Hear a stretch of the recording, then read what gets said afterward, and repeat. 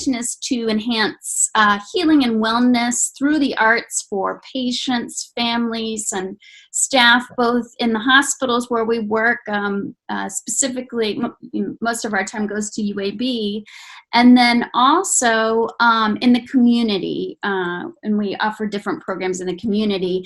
And you'll hear a little bit more about one of those programs, Aging Creatively, when Ellise Mayer talks a little bit about what she does. But this is Virtual Mental Health Monday. This is our second one. And June is Alzheimer's and Brain Health Awareness Month. So I wanted to invite some of my favorite folks, Dr. Andy Duxbury, Ellise Mayer, and Marva Douglas, to come and share a little bit about what they do. And just as a reminder, we are recording. So if you don't want to be seen on a recording, go ahead and, just stop your video.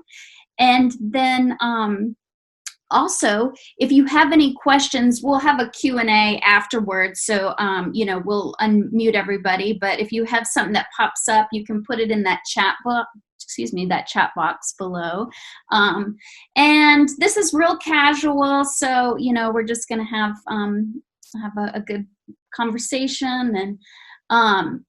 And so right now, and really what these Virtual Mental Health Mondays do is we look at different health and mental health topics that affect us and continue to affect us during, COVID-19 outbreak. But looking at it through the lens of arts and creativity and seeing how the arts may help address some of these issues, or we use it to kind of look at the issue through an arts and creativity lens. So at this point, I want to welcome our guests. And if each of you will just kind of tell a little bit about what you do, and then we'll go from there. So if we want to start with Andy. Hi, I'm Andrew Duxbury, and I'm a professor of clinical geriatrics at UAB. I have been in geriatrics now for about 30 years. And during that time, I have created a career in what I call community-based geriatrics. Most geriatricians work in nursing homes and long-term care facilities. I don't. I've always been interested in taking care of the people who are ill enough or frail enough to live in a facility who don't, which is the majority of them, because the system doesn't deal as well with those people. Besides my academic work and my professional work there, I have a whole second career in music theater performance, which is how I kind of interdigitate with the other people on this panel this evening. I'm really very interested in kind of the crossover between medicine and performance, because there's a lot of it. I figured out many, many years ago that the way to be a good doctor is to be a good actor. Mm-hmm. Thanks. Marva? Yes. Hello, I'm Marvin Douglas. I am a former elementary school teacher who evolved into a writer for a public utilities company. I retired from there and I started pursuing acting professionally, traveling up and down the East Coast.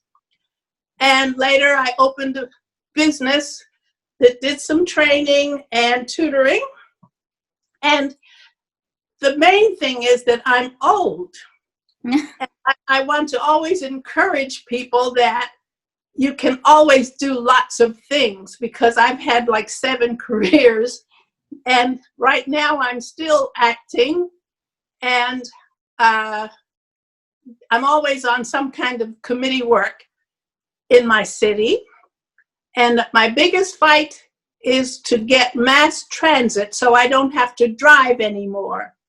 So anybody who's around me for more than 5 minutes will hear me complain about the fact that at 81, I should not be driving.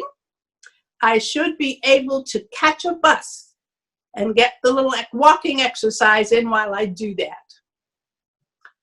that. These people, Andy and Ellise, are people that I have met see, that's another thing. To all of the people I know are so much younger than I am, which keeps me young. And I'm going to shut up because I don't have that much more to say. Thanks, Marva. Elisa? Yes. I think Marva left out founding a theater company, but I guess she doesn't want to toot her own horn. I'm Ellise Mayer, and I work in Birmingham as an actress and a director and a teaching artist. And I work with the program of Aging Creatively, which is part of the Stevens Center Arts and Medicine programming. Prior to working with them, I was the first artistic director and our managing artistic director for the Seasoned Performers for 8 years. And the Seasoned Performers is Alabama's only senior adult theater company, bringing plays and readings to Central Alabama for now, I guess. My elevator speech stopped when the funding for my job stopped, and it used to be 40 some odd years, but it's longer. So I worked with the Seasoned Performers, which is when I got experience working more constantly with senior adults. And the participants in that program were varied in their theatrical experience. It went from people who had never done a play before to people like Marva, who were basically professional actors. So that's where my interest and experience working with seniors came about. And I continue to do that through UAB, as well as working with children. So I say that I work with the ridiculous to the sublime, and you can choose which end I'm putting first. Great, thank you.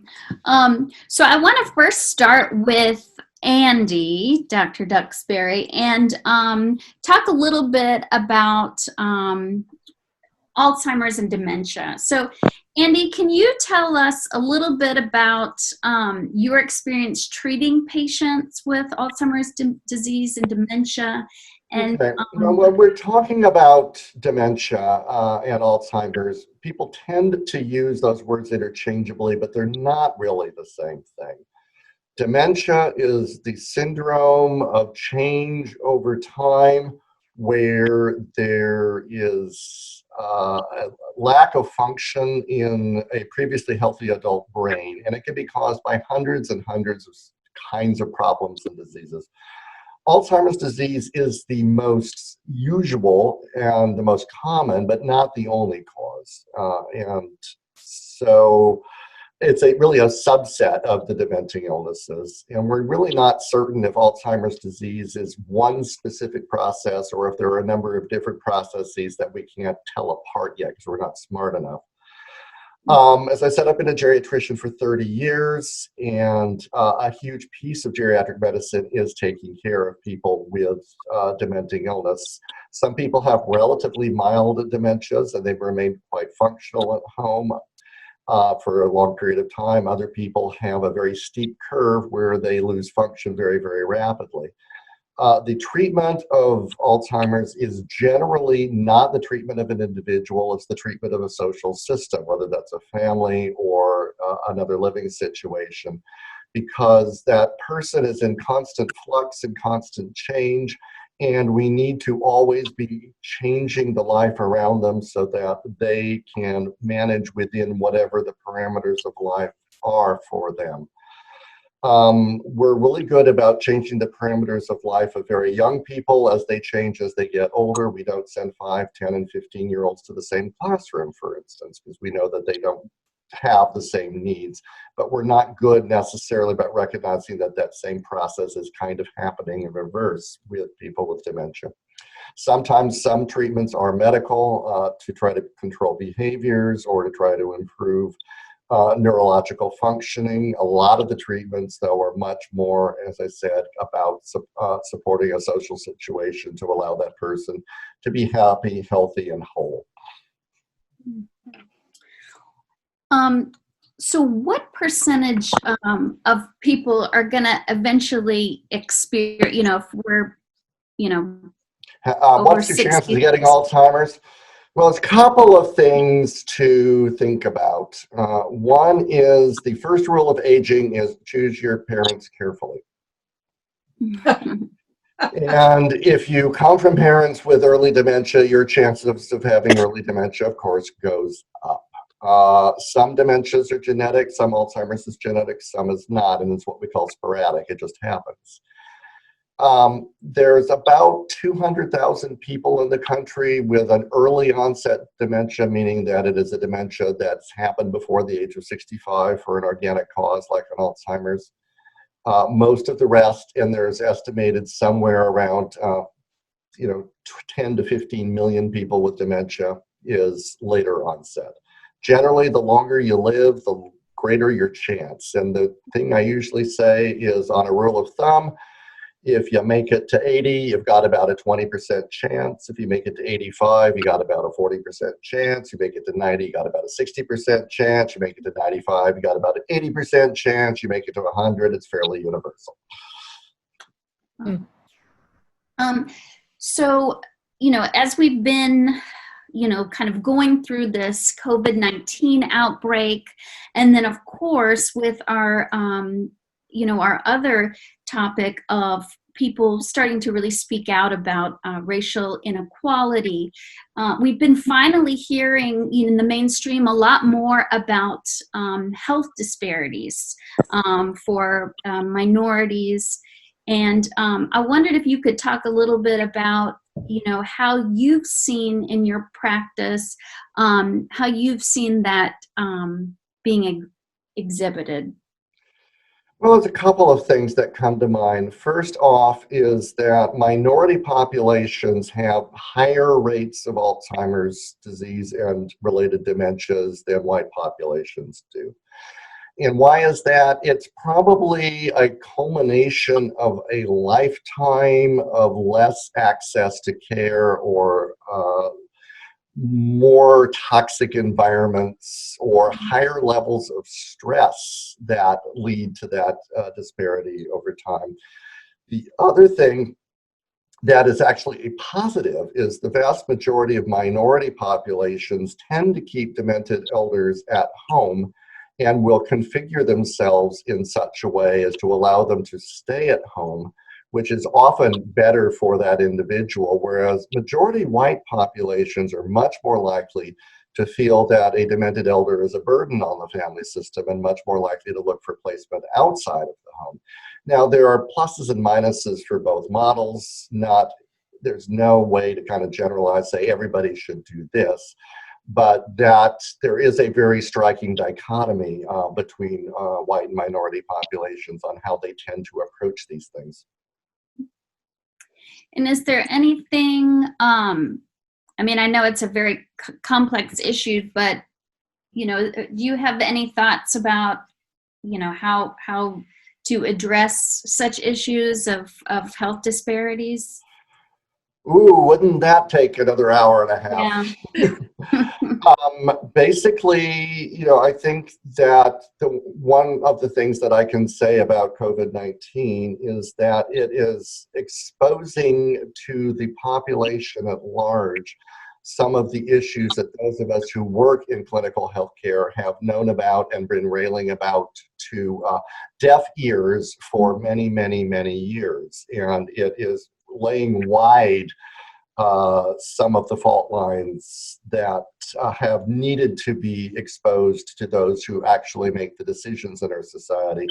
And when it comes to healthcare, doctors and nurses and other clinical professionals generally are not the decision makers. The decision makers are much more likely to be politicians who decide where funding goes, or administrative types who decide when funding comes into an institution, how it flows once it hits that institution. And they're now seeing some of the consequences of decades of decision making. We also know that, that loneliness and isolation can be, a health problem for all of us, but also senior adults. Is there any connection between that and dementia or aging? How that is, and all of this is being teased out. And dementia is such a complex illness. It's hard to say if you do this or if you don't do that, you're going to get demented. But there's some kind of correlations that are important. One, we know well that those who retire to a sedentary life of not doing, whose ideal retirement is, I'm going to sit on the couch and watch television, are much more likely to become demented than those who retire and say, I'm just shifting my life priorities, but I'm going to be active and engaged and do things with my life. So that's very definitely protective. Use of the brain in kind of plastic thinking, protective, using that brain to change information. The chief way we do that is reading, where we take little black squiggles against white and turn it into all of the things that we can think of and imagine. Whereas something like television, which is passive and just kind of comes into us, doesn't do that for the brain. Music very definitely has important brain protective effects, and there's lots of literature on that. Creation of some sort, whether that's artistic or with your hands, or just being able to look over the house and say, gosh, I did a good job and it's all in order, seems to be protective in some way, shape, or form. Thank you. Yeah, so that's great. So we started to kind of actually shift over into talking about creativity and healthy aging. And so I know each of you, because of theater, and so I was hoping that you could each talk a little bit about, theater and your experience with theater, what theater means to you, and participating in, a show, a performance, and, how you think that has affected you. I think we're starting with me again, aren't we? Sure, yes. Okay. Basically, I did theater starting in high school and through high school, college, and medical school. And I did technical theater. I was backstage. I didn't perform. I didn't think I had any talent. And I loved musical theater, and I was darn sure I couldn't sing. So, and then when I hit residency and every third night on call, I gave it all up and I just didn't do theater. And then when I hit my early 40s, my life had taken a major hit in that I was widowed for the first time. And I wanted to kind of reinvent myself in some ways. And a couple of people, including Ms. Mayer up there, gave me a boot in the butt and said, we've seen you in action as a lecturer and a teacher and that. Of course you can perform. Why don't you do it? Go audition. And so I did. I started auditioning. There were not a whole lot of men in town of my type and age, and I kept getting cast. The rest is history. And it's become my social life and the way I relate to people and how I make my friends. And let's face it, doctors are really boring to hang out with. Artists are not.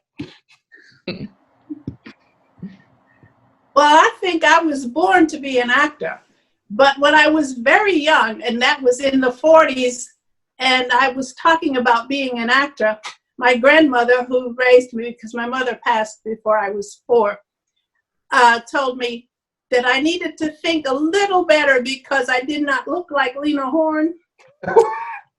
I beg to differ. I never pursued acting, but I became an elementary ed teacher. And when you teach school, you're always on stage. So I was, and most particularly if you're working with small children. So I did not really miss the idea of theater or acting. But when I moved to Birmingham, and back then, for younger people, I'll let you know, you cannot teach school if you are pregnant. And I was obviously pregnant, so I went to work at the telephone company shortly after my baby was born. And my boss saw an announcement about an audition for a play titled "For Colored Girls Who Have Considered Suicide When the Rainbow Is Enough." And he came into my office and suggested that I audition, and I started laughing at him. He bet me $25 that I would get a part if I went. Well, I showed up, and not only did I get a part, but I got the part to open the show, which I did not even know that was really an important thing. but I lost my quarter. But I found me. I really found me. I realized that, oh my God, I have missed this all my life. And I just started auditioning for everything around the city. And Alyssa mentioned to you that I started the theater. Well, there were not many plays that I could audition for. And once when my partner and I, who helped found a theater with me, we went to audition, and the guy looked at us and he was obviously shocked that 2 Black women had come to audition. And he finally stumbled out with the words like, well, we don't have anything that we can offer you. And of course, my friend and I got really upset. We left and we decided we were going to start our own theater. So that was in 1984. Mm-hmm. And we founded the Aldrich Repertory Theater. And when we did that, I decided I really didn't want to be on the stage. I wanted to just get other people acting, a lot of other Black people on stage. And so I sort of like became a producer, I guess. But that, I'll skip from that in a second. It's been very, very hard to maintain a theater. It's heartbreaking, but over the years, several theaters popped up in Birmingham, and I think I have performed in just about every one. And I have enjoyed performing. I love theater. I feel like it makes me whole. And there's just nothing like it. I just believe that it's been in my soul for all of my life. But I did not want to, I retired early. I retired in 1991 and pursued theater, going up and down the Southeast to auditions and getting commercials in a few parts. And then I also did a little modeling on the side. But I was determined to do something rather than sit down and just watch TV. I'm always doing something. As a matter of fact, COVID has really given me an opportunity to get to like my home even more. I loved it when I started buying it, but I love it because now I'm here every day and I see things that I can do, and I've started a garden, and COVID has been a blessing to me, even though I think it's the equalizer for everybody in America and the world. But I think I'm off the subject. So I will stop and you can ask me whatever you'd like.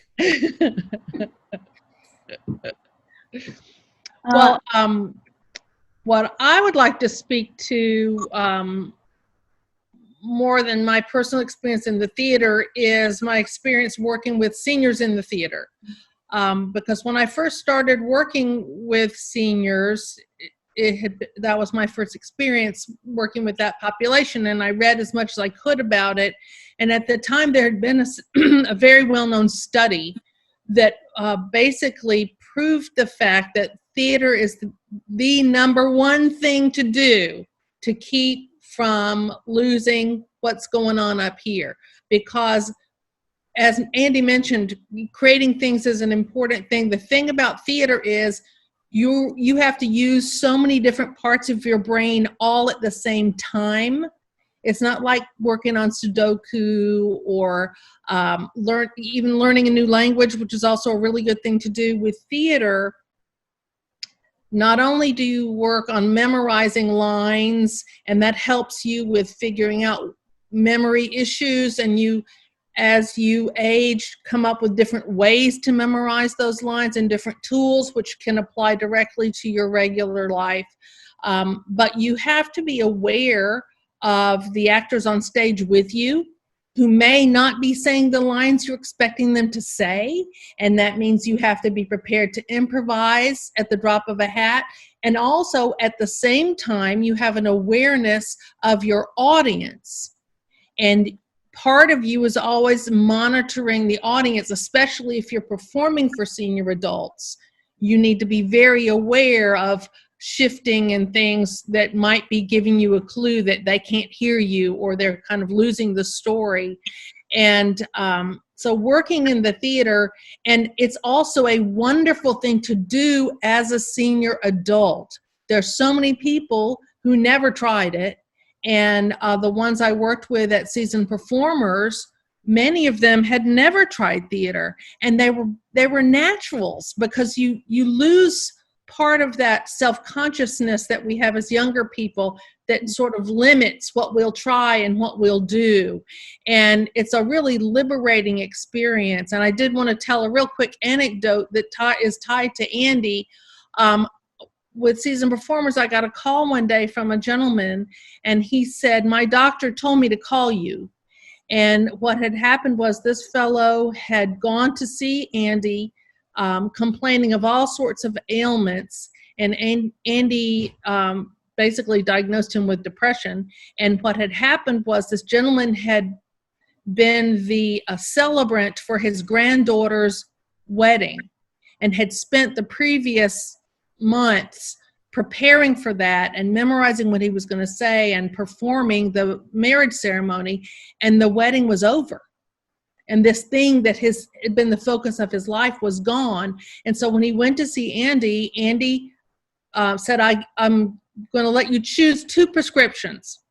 So he wrote down a prescription for medication, and then on the other prescription pad, he wrote the phone number for the Seasoned Performers. And he said, you can either take this medication, or you can call the Seasoned Performers and start acting, because you miss acting.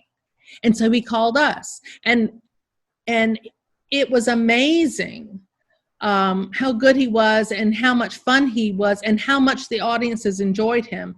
Also, speaking to this idea of staying active as a senior, my actors were well in their 80s before they finally left performing. And I have to say that very shortly after their retirement from the stage, their lives were over.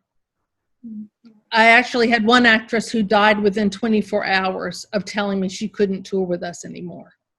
Within 24 hours, she had actually dropped dead, waiting to be picked up to go see a play.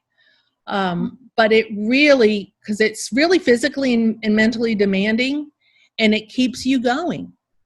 Am I right, Marva? Yep. You've said it. Marva, will you talk just for a little bit about the relationships that you've developed over the years through, whether it was the the Aldrich Repertory Theater, or any of the other groups that you've worked with, and if you think that's enhanced your life as well? Oh, yes. Having just the interaction through all of the theaters that I have been affiliated with, I have met so many people, and of all ages. And as a result, I just feel like I'm just as young as they are. And I have, and the diverse nature. I mean, I just know people from just every nationality. All I can say is that being, and even if I'm working as an usher at the theater, or if I'm performing on stage, I'm always interacting with other people. And so I know people from just being an usher who recognize me and say, "Oh, I saw you were the usher that took me to my seat," or somebody who saw me on stage. And I just feel like I have a broad range of acquaintances. And I also have a very nice, tight group of friends in the theater. That may not answer your question, but that's the best I can describe it.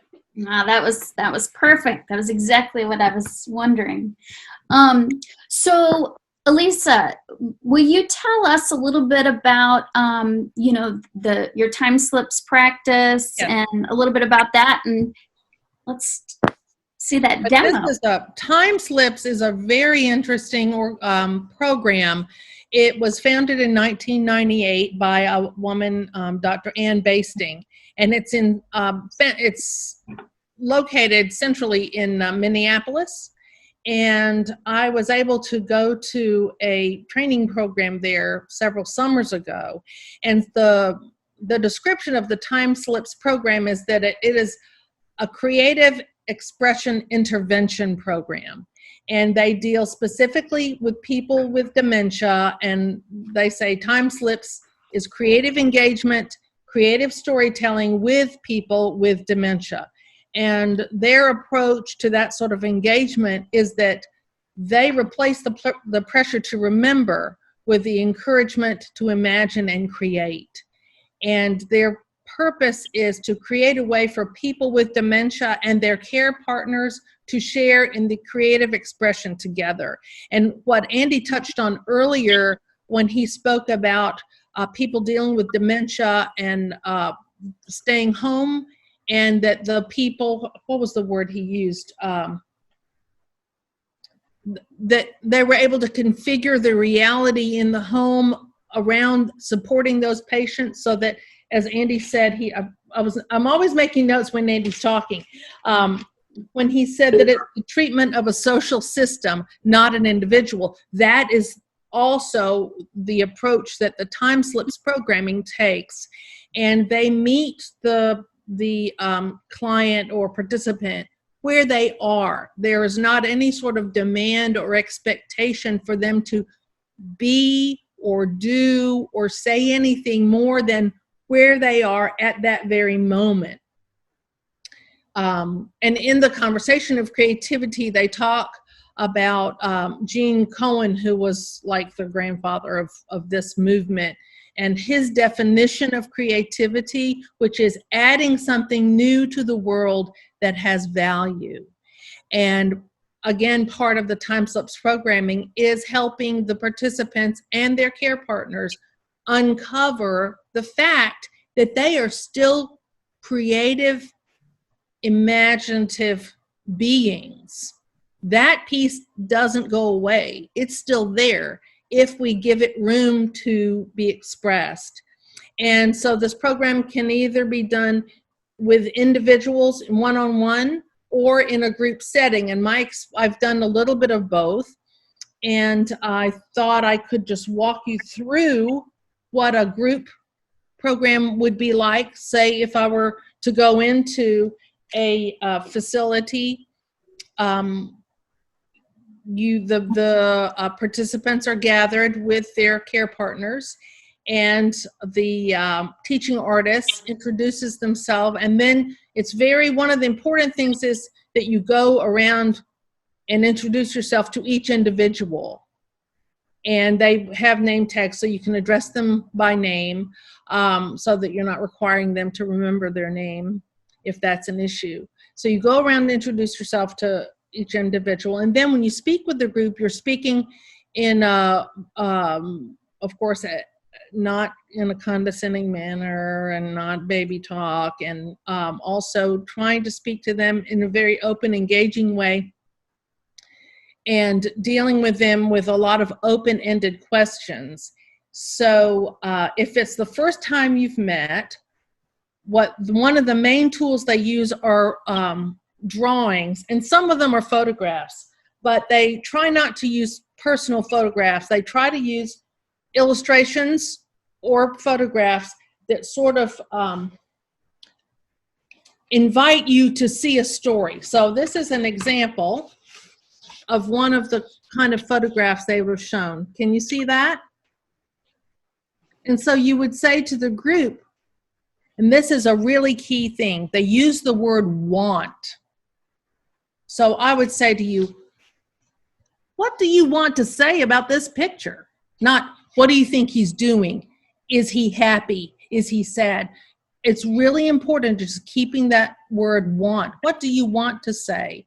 And then what I thought I would do is read to you the story that was written, actually before I do that, because I have the story that was written by the group, but what happens is you have this story, and my precious assistant, Lauren, you come with a scribe if you're lucky enough to have a scribe, and the scribe has a giant Post-it board.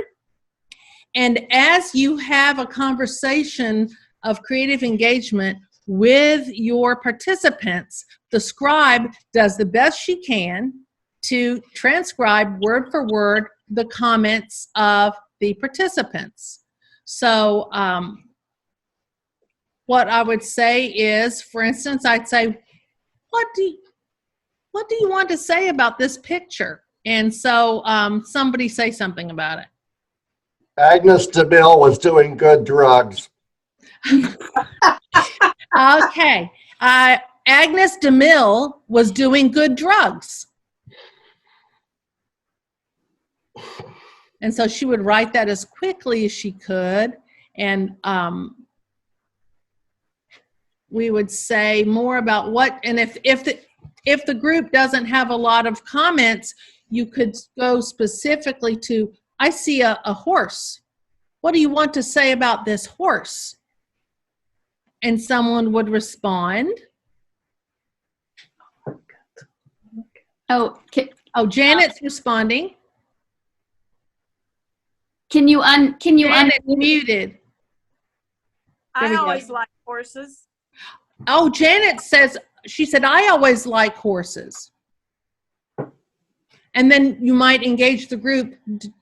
Does anyone else like horses? And we could talk a little bit about horses. And then someone might say out of the blue, as we're talking about horses, and say, that horse looks hungry. And so we would write that down. And every now and then you would attach the name of the speaker, especially if you are picking up on the fact that that might be a person who rarely participates and engages, which you can tell by the reaction of the caregivers. Then you would say, oh, John said that horse looks hungry.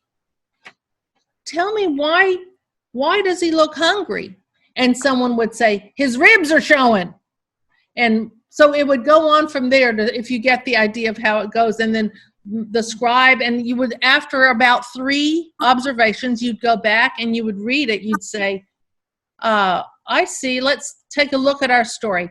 Agnes DeMille was doing good drugs. And Janet said, I always like horses. That horse looks hungry. And then we'd go back and gather more responses, and then you'd have this whole story that you would then read to the group. So is this a good chance shall I read you the story that this group came up with? It was a pretty large group, so it's kind of a long story. So here we go.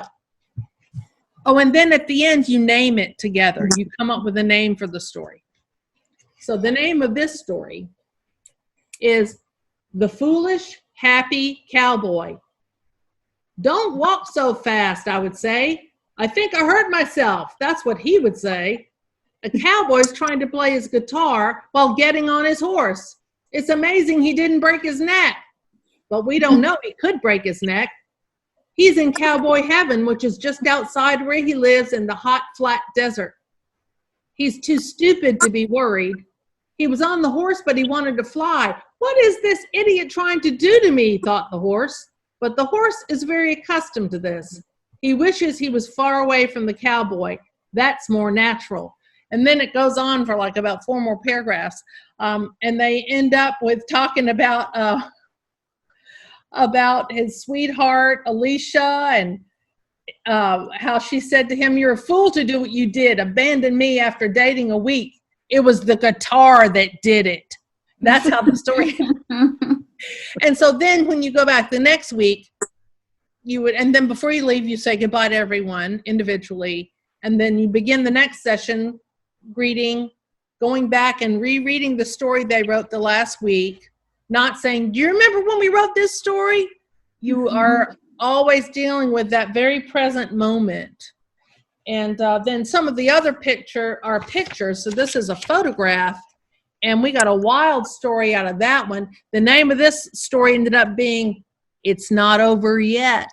So it really can be interesting. And especially if there are humans in the picture or the illustration, and you can ask, what do you want his name to be? And with this group, I said that, and this man who had not been responsive at all, he hadn't looked at me, he hadn't been looking at anyone, and he just yelled out a name.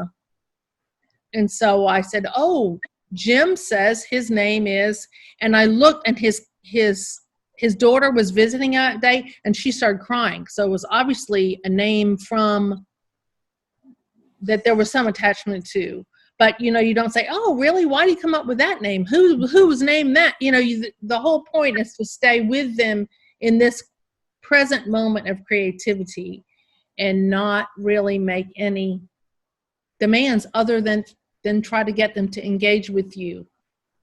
One of the things about dementia is that people with dementia live only in the present. Mm. They have really no concept of the future, and while they understand the past, that past all collapses together into a kind of a single uniform. There's no idea of relative time. Mm-hmm. And so childhood, 5 minutes ago, everything is as if it's all happening at once. Wow. Which is why they will often look for their parents, look for their siblings, thinking they're children, things of this nature. Mm-hmm. Well, thanks, Ellise. Welcome. That's really interesting. And you know, at this moment, I would like to, you know, we can't have three wonderful performers on our panel, on our screen, and our presence without, you know, having a little mini performance. So I just wanted to turn it over to Andy, because Andy wrote this piece. So Andy, will you just tell us a little bit about what this was and your thought behind it, and then we'd love to hear this little excerpt. All right.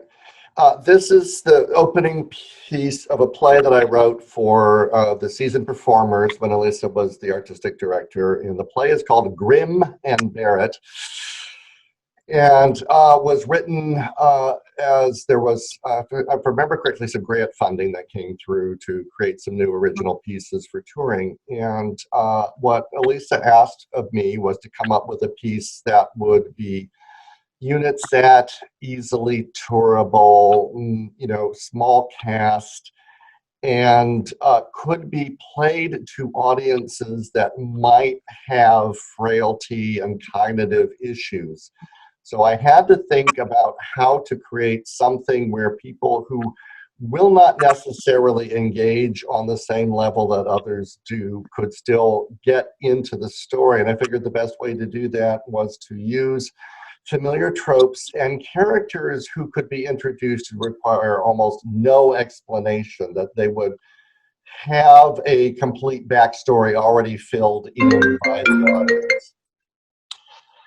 And so I used traditional fairy tale characters or fantasy story characters, and I wanted to deliver a message of empowerment to the audience that it ain't over yet and that they've still got worth.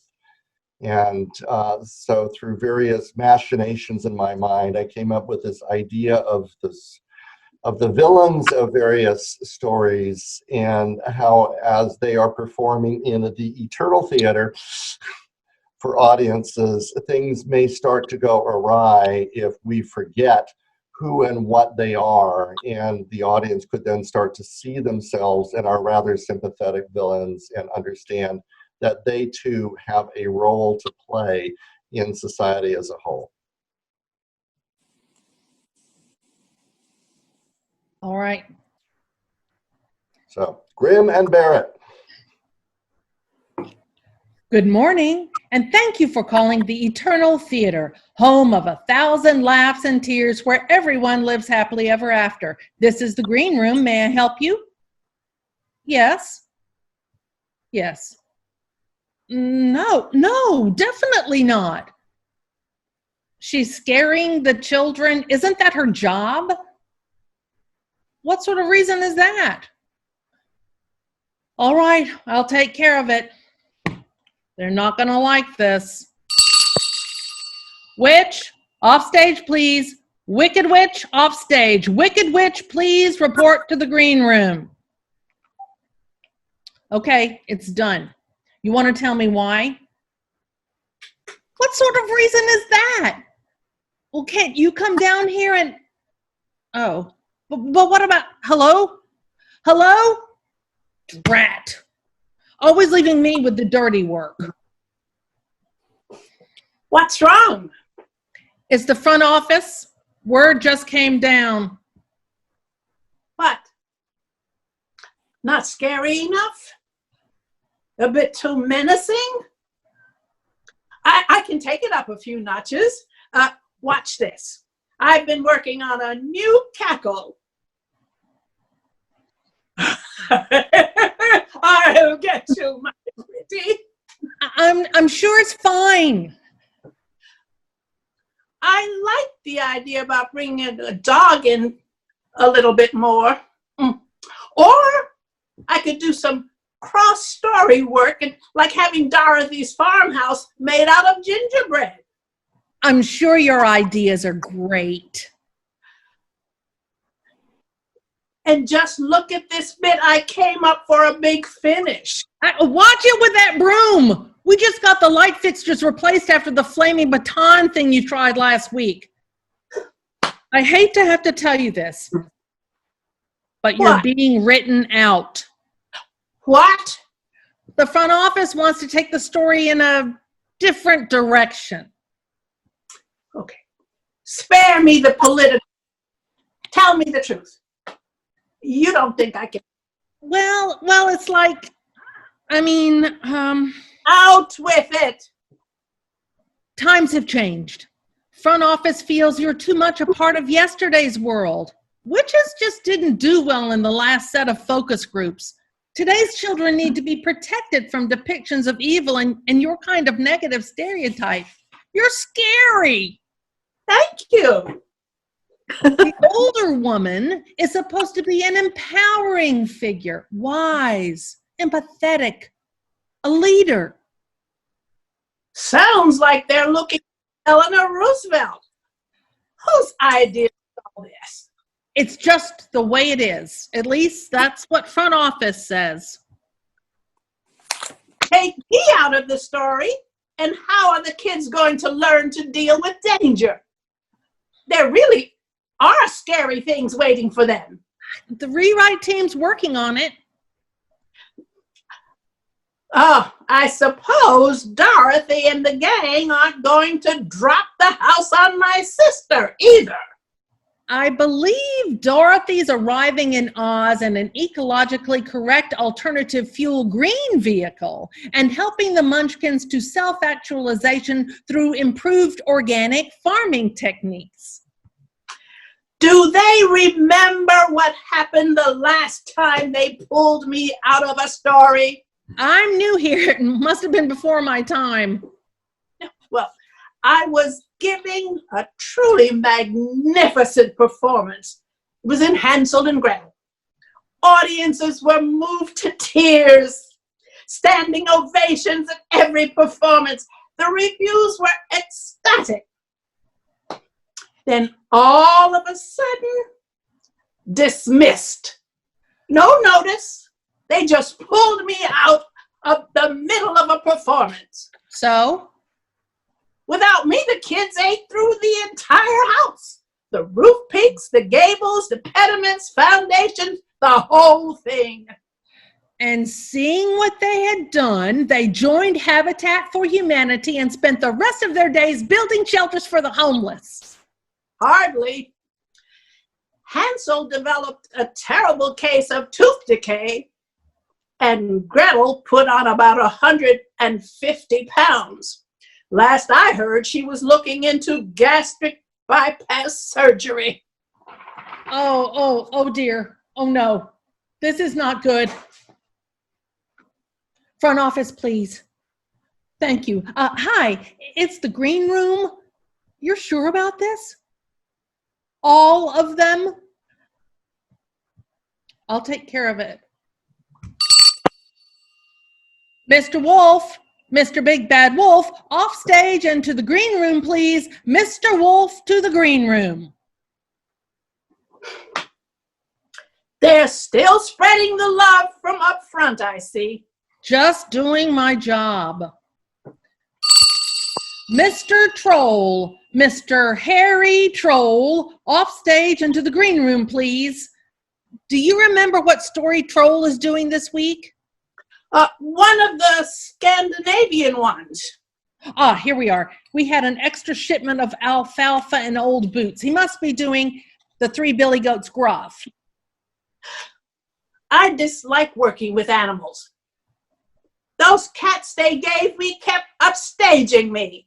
And then the front office decided to give them their own show. No, not again. Now, is it? Stepmother, evil stepmother, please report to the green room. Would Ms. Evil Stepmother please report to the green room? Ms. Evil Stepmother, off stage, please. This is getting ridiculous. Soon there won't be any of us left. What's the big idea? I'm busy out there. I just started on the house made of sticks. Do you know what could happen when you interrupt my breath control? It's not me. Orders from the front office. They want to go in a different direction. Have a seat and I'll see what I can find out for you. I'll show them a different direction. Give me that phone. It'll huff. It'll puff. It'll blow some sense into them. No personal calls. You know the rules. Have a seat and I'll see what I can find out for you. You too? Hey, looks like it. What'd they pull you out of? The Oz story. You're kidding. How's that one supposed to work without the whole good triumphing over evil thing? Apparently, conflict has become controversial. I imagine Dorothy and her friends now sit around munching in Munchkinland, sharing their feelings and singing Kumbaya. Sounds incredibly dull. Can't be any duller than the three pigs sitting in their houses eating TV dinners and playing video games night after night. I don't know what those pigs are going to do without me. There. No need to cry. If the pigs are going to live in substandard housing, it's no fault of yours. It's not just the pigs. I hate to think about what's going to happen to everyone's housing stock after a generation or so of engineers grow up without the lessons I teach them. There probably won't be any more architects than engineers, only insurance adjusters. Well, they need a roof over their heads too. Feeling better? Yes, thank you. Do you know why they sidelined you? Apparently, I'm too scary for the refined sensibilities of modern children. But your work is brilliant. You were simply amazing in that one with the princess who pricks her finger on the spindle and falls into an enchanted sleep. I always liked that one too, especially the first act. There's just something about threatening a babe in the cradle in front of an assembled crowd of nobility. Do it for me. Here? Now? Oh, And why that's not? it.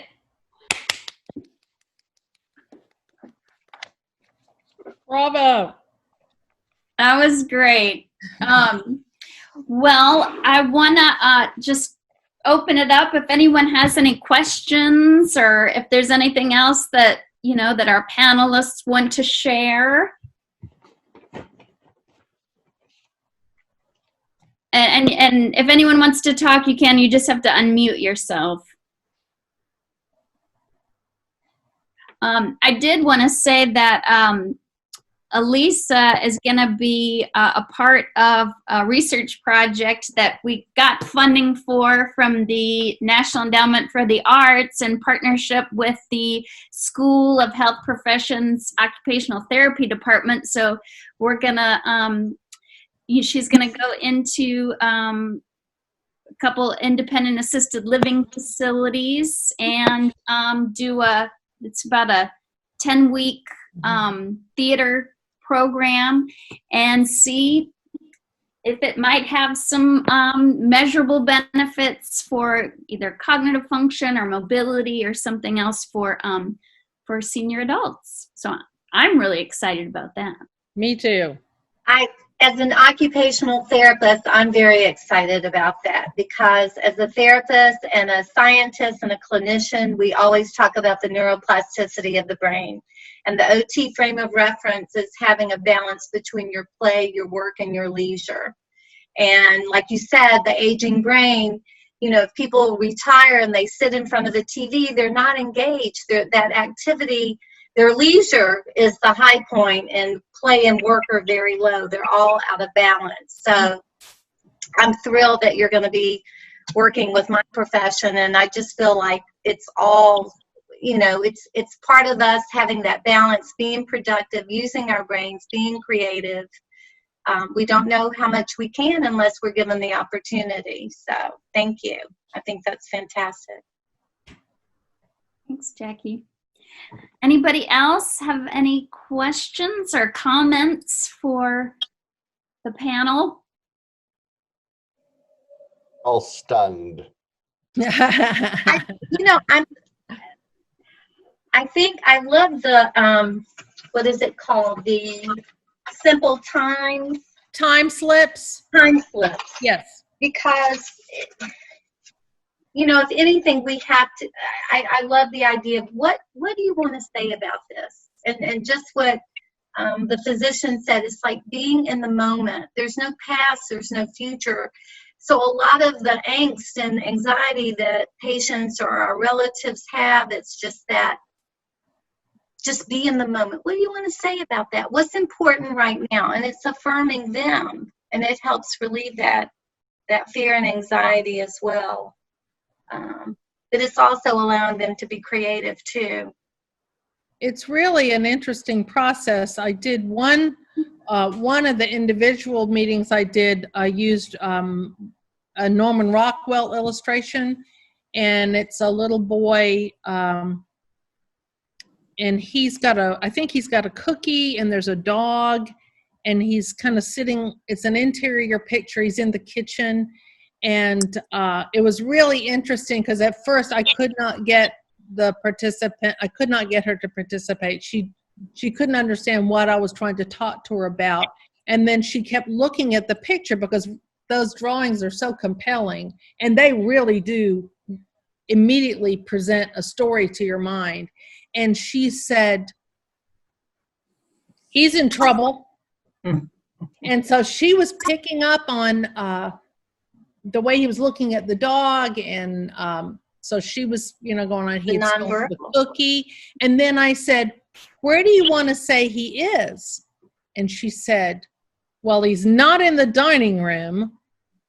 And I said, how can you tell? She said, look at the floor. And it was a linoleum squares in the floor. She said, that would never be the dining room. So it was very interesting. We got more involved in the setting, which was fine. And it never would have occurred to me to talk about the setting. And that was where she wanted to go. That's where her brain connectivity. Mm-hmm. Yeah, it was really interesting. Ellise, I had a question about the process of when you go into a facility and you're doing this in a group, yes, and you've mentioned the care partners that are with them. Yes. And I was wondering about I guess what this does is it helps model for the care partners the way of talking and staying in the present.